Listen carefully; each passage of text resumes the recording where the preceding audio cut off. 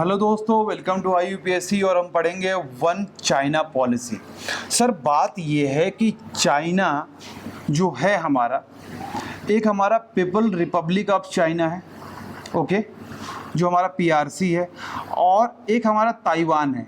आपने जानते होंगे हमारा ये अलग है। ये चाइना में आप देखेंगे तो उसके ईस्टर्न पार्ट से थोड़ा एरिया छोड़कर वहाँ पे क्या है, हमारा ताइवान है। तो जो हमारा इस समय का चाइना है, बड़ा वाला चाइना, ये कह रहा है कि सर ताइवान इंडिपेंडेंट नहीं है ना, ताइवान हमारा इंडिपेंडेंट नहीं है। और चाइना से कोई भी आपको डिप्लोमेटिक रिलेशन बनाना होगा तो आपको वन चाइना पॉलिसी फॉलो करनी होगी। मतलब कि जो पीपल रिपब्लिक ऑफ चाइना है और प्लस जो ताइवान है, इसको आप एक एंटिटी माननी पड़ेगी, एक देश मानना पड़ेगा, तब आप कोई डिप्लोमेटिक रिलेशन आप चाइना से बना सकते हैं। तो ट्रम्प साहब ने कहा no no no no, it's not, it's bad. उन्होंने कहा कि ट्रम्प साहब का मेन कंसर्न ये है, उनको ट्रेड चाहिए, ठीक है। साउथ चाइना का जो इशू आप बहुत बार बता चुका हूँ, साउथ चाइना सी में जो वहाँ 9 डैश लाइन है, वहाँ पे अपना हेजोमोनी चाइना दिखा रहा है, जिसकी वजह से जो हमारा फ्रीडम ऑफ नेविगेशन है ये हमारा वहाँ पे अच्छे से नहीं हो पा रहा, जिसकी वजह से ट्रेड में परेशानी आ रही है। इवन वहाँ से पास होने के लिए जो 9 डैश लाइन है, वहाँ पे स्पार्टले और पार्सस आइलैंड है, वहाँ पे इन्होंने अपना आर्मी बेस बना दिया है, ठीक है। और उस आइलैंड से यदि आप पास होंगे तो चाइना से परमिशन लेना पड़ेगा। तो ये ट्रेड की वहाँ पे दिक्कत आ रही है, साउथ चाइना सी की, ये हमारा इशू है। उसके बाद नॉर्थ कोरिया को ये लोग सपोर्ट करते हैं, क्योंकि वो भी कम्युनिस्ट कंट्री है, भी कम्युनिस्ट कंट्री है। बाल कटा के नॉर्थ कोरिया का जो है, जो हमारा शहंशाह है भाई, मतलब किसी की नहीं सुनता हो। कोई बम बनाना है बनाओ, कहाँ फोड़ना है फोड़ो, ठीक है। तो कम्युनिस्ट कंट्री है, पागल आदमी है वो। तो ये हमारे 2-3 प्रॉब्लम है जिसकी वजह से ट्रम्प साहब हमारे गुस्सा हो रहे हैं।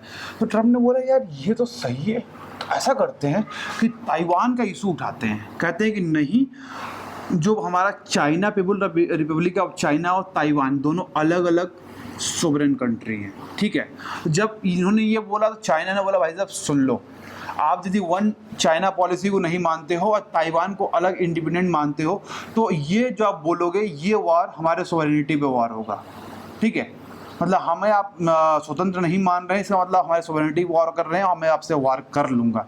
ये हमारी प्रॉब्लम आ रही है। और कह रहा है कि आपको बहुत हैवी आपको प्राइस चुकानी पड़ेगी USA को, यदि आप ताइवान को नहीं मानते हो वन चाइना पॉलिसी के तहत। हाँ, मतलब ताइवान को मानोगे तभी तो वन चाइना पॉलिसी होगी ना। तो ताइवान को मानो और वन चाइना पॉलिसी को मानो, है ना। ये हमारी बात हो रही है। अब सर बात ये है कि अभी तक की जो 21 स्टेट हैं, ओके, जो 21 स्टेट्स हैं, उन्होंने इंडिपेंडेंट कंट्री हमारा ताइवान को रिकॉग्नाइज किया है। और ये चाइना की दादागिरी है, क्योंकि जिसके बाद पैसा आता है ना, वो दादागिरी हमारा दिखाना शुरू कर देता है। तो ये चाइना की हमारी पॉलिसी है ताकि हम ताइवान को हड़प लिया जाए, है ना। तो इस वजह से ये प्रॉब्लम आ रही है। लेकिन वहाँ पे भी साउथ चाइना सी में जो हेजोमोनी दिखा रहे हैं, जहाँ पे नियरली साउथ चाइना सी में 500 ट्रिलियन का हमारा ट्रेड चलेगा, ठीक है, 500 ट्रिलियन का हमारा ट्रेड चलेगा, जिसकी वजह से प्रॉब्लम ये आएगी दोस्तों, वहाँ पे आपको साउथ चाइना सी का जो इशू है, वहाँ पे नियरली $5 ट्रिलियन का हमारा वहाँ पे ट्रेड चलेगा, ओके। जिसकी वजह से उसके बाद वहाँ पे बहुत सारा नेचुरल रिसोर्सेज हैं, हाइड्रोकार्बन्स हैं, जिसकी वजह से चाइना चाहता है कि हम ट्रेड का जो रूट है इस पर हेजोमोनी अपना बना लें, और जो हमारा नेचुरल रिसोर्स है यहाँ पे भी अपना हेजोमोनी बना लें।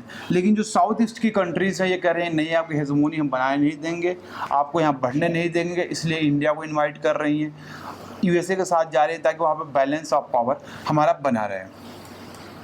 उसके बाद सर हमारा ये जो हमारा अर्बन प्लस अप्रोच है, इसके बाद हम काफिला सिस्टम पढ़ेंगे, बहुत इंपॉर्टेंट है सर। अर्बन प्लस अप्रोच में कुछ भी नहीं है कि जो हमारा एशिया और पैसिफिक रीजन के लिए हुआ है, ठीक है, एशिया और पैसिफिक रीजन के लिए हुआ है। यहाँ पे क्या है कि जो पॉपुलेशन है ग्रेटर देन 55% हमारी अर्बन में रह रही है। तो सस्टेनेबल अर्बन डेवलपमेंट करना है, मतलब कि आप नॉन मोटराइज्ड व्हीकल चलाइए, मतलब पैदल चलिए, उसके बाद आप साइकिल से चलिए, ठीक है।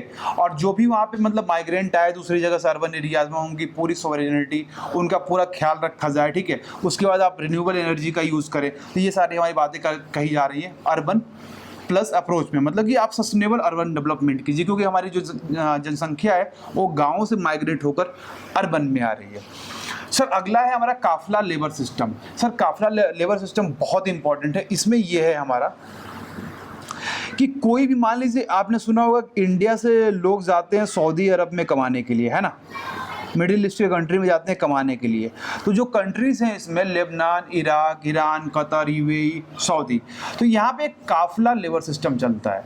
काफिला लेबर सिस्टम ये चलता है कि मान लीजिए मैं कंपनी का मालिक हूँ, ओके, कोई कंपनी है जहाँ से इंडिया से कोई एक लेबर हमारा कमाने आया है यहाँ पे, मैं किसी कंपनी का मालिक हूँ, तो मुझे जो लेबर आया है उसके पासपोर्ट का, ठीक है, और प्लस जब मैं अलाउ करूंगा तभी वो दूसरी कंपनी में क्या कर सकता है, जॉब कर सकता है ना। तो ये आप देखिए, ये जो कंपनी वाले होते हैं ये क्या करते हैं, पासपोर्ट को रख लेते हैं और कभी अलाउ ही नहीं करते कि जाओ दूसरी कंपनी में काम करो, है ना। तो ये लोग इसी कंपनी में काम करते हैं और पैसा भी इनको नहीं मिलता है। तो आपको पैसा नहीं दे रहे हैं, काम भी करवाना, इसका मतलब क्या है, ये मॉडर्न स्लेवरी है, ये दास्ता है, दास्ता की कहानी है। तो इसको काफिला सिस्टम को लोगों ने कंपेयर किया है कि ये मॉडर्न स्लेवरी सिस्टम है हमारा।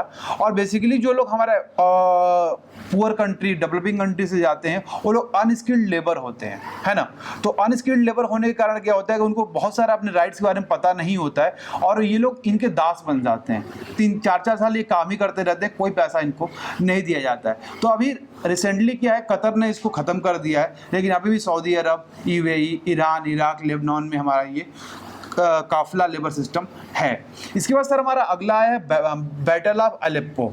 अलेप्पो एक हमारा शहर है सर, जो हमारा सीरिया का शहर है, जहाँ पे ये कॉमर्शियल हब है हमारा सीरिया का। वहाँ पे क्या हुआ कि Syrian army, Syrian free army और सुन्नी फाइटर में कन्फ्रंटेशन हुई है, ओके। और क्या हुआ कि यहाँ पे ग्रॉस ह्यूमन राइट वायलेशन हुआ है, बहुत सारी बम्बिंग की गई है, मतलब इनडिस्क्रिमिनेट बम्बिंग की गई है, बहुत सारे सिविलियंस को यहाँ पे मारा गया है, ओके। और यहाँ पे एक सीरियस ह्यूमन राइट वायलेशन हुआ है। तो बैटल ऑफ जो अलेप्पो है ये कहाँ पे हुआ, हमारे सीरिया में हुआ है। और जो हमारा अलेप्पो शहर ये कॉमर्शियली बहुत इंपॉर्टेंट है हमारे सीरिया के लिए, ओके। अगला हमारा टॉपिक आता है सर वन जीवन। ये वन जीवन में क्या है कि सर जो हमारे लोग रहते हैं हमारे जंगलों में, उनका सोशल इकोनॉमिकल डेवलपमेंट करने के लिए, उनकी लाइवलीहुड देने के लिए एक हमारा प्रोग्राम चलाया गया है। ये programme basically ministry of tribal affairs और यूएनडीपी ने इसको चलाया है, ओके। और इसमें क्या है कि उनकी लाइवलीहुड की व्यवस्था करी जाएगी, कुछ वहाँ पे काम किए जाएंगे, ओके, ताकि उनको लाइवलीहुड अपना मिल जाए, जिससे उनका सोशल इकोनॉमिकल डेवलपमेंट हो जाए, मतलब कि वन जीवन लाइवलीहुड के लिए है। इसके बाद सर अगला टॉपिक हमारा आता है इन्वायरमेंटल रिफ्यूजी। आपने तो सुना होगा वार रिफ्यूजी, ओके, लेकिन अभी अगला नया टॉपिक हमारा है environmental refugee. Sir environmental refugee में क्या होता है कि इन्वायरमेंट हमारा तेजी से चेंज हो रहा है, क्लाइमेट चेंज होने के कारण क्या हो रहा है कि हमारे ड्रॉट कहीं पे आ रही है, कहीं पे हैवी रेनफॉल हो रही है ना। तो इसकी वजह से क्या हो रहा है कि लोगों को जब क्लाइमेट के अकॉर्डिंग जब वहाँ खेती एग्रीकल्चर ही नहीं हो पाएगी, खाने को ही नहीं मिलेगा, तो क्या करें, लोग वहाँ से भागेंगे।